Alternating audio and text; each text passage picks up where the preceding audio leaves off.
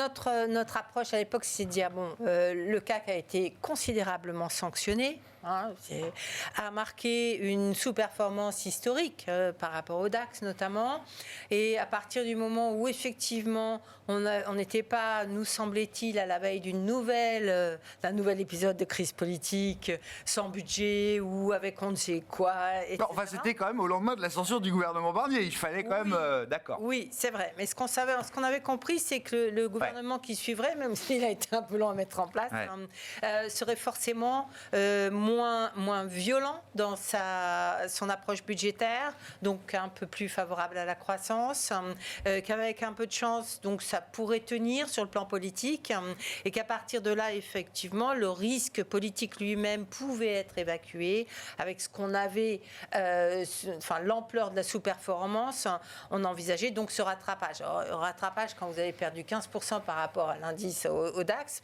ça fait effectivement à peu près ce qu'on a fait, pas tout à fait encore.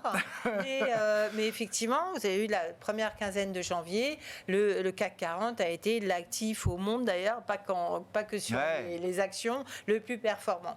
Aujourd'hui, ça se poursuit. Alors, on est probablement bien parti pour aller retrouver les points hauts précédents. Vous citiez le 8250 du mois d'avril, je crois. Est-ce qu'on ira beaucoup plus loin ? C'est conditionné à beaucoup d'éléments, mais effectivement, le gros des craintes est derrière nous.